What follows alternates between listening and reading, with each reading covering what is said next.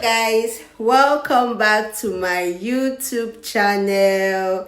As you all know, my name is Gloria and I'm based in the United Kingdom and I work here as a healthcare assistant.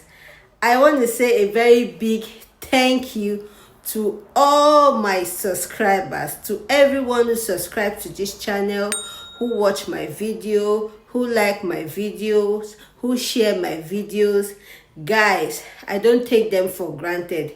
Thank you to each and every one of you. Your girl here really appreciates. Thank you, thank you, thank you. You guys are the real VVVIP.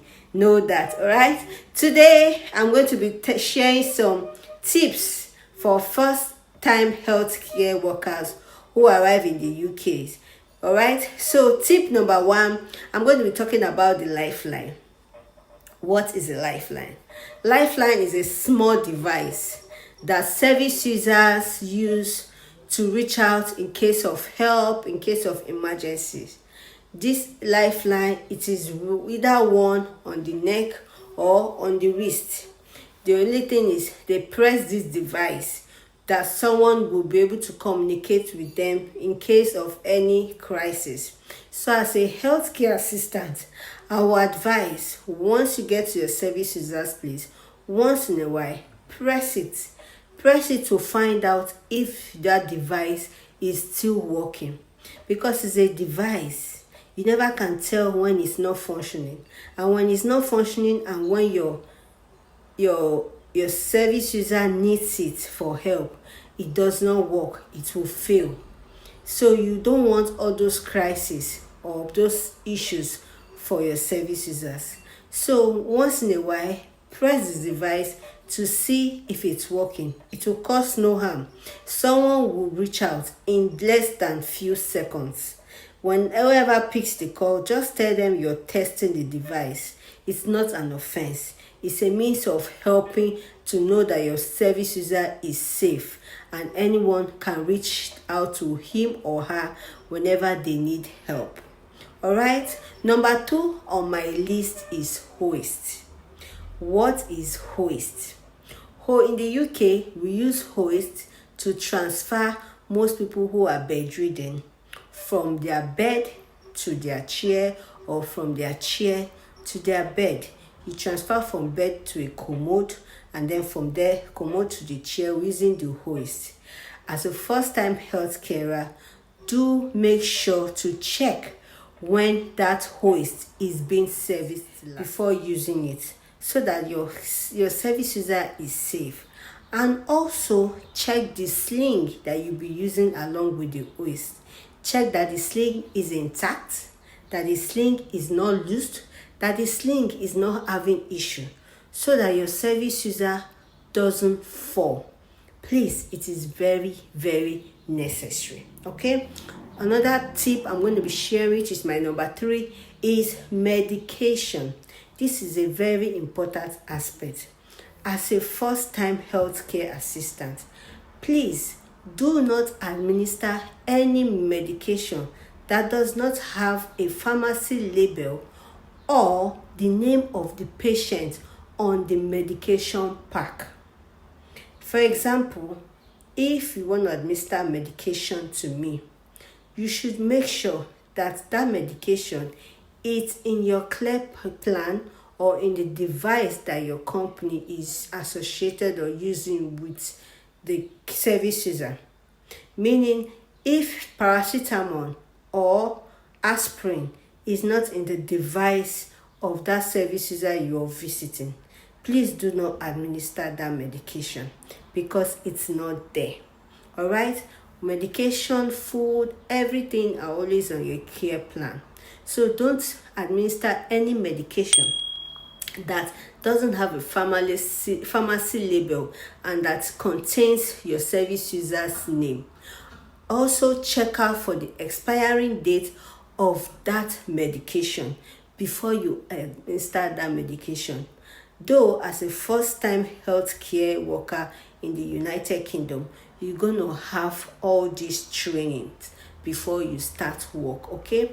And another tips about medication If, for example, you're visiting two patients who stay together in one house, and patient A and patient B use the same medication, but they are different, like patient A has her own medication and patient B has her own medication, but it contains the same name.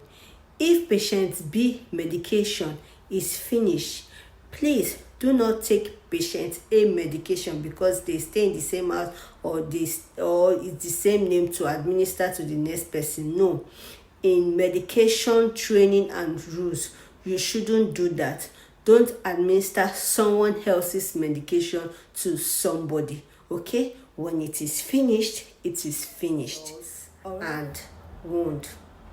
As a first-time carer, when you visit your patients, always look out for bed sores. Okay?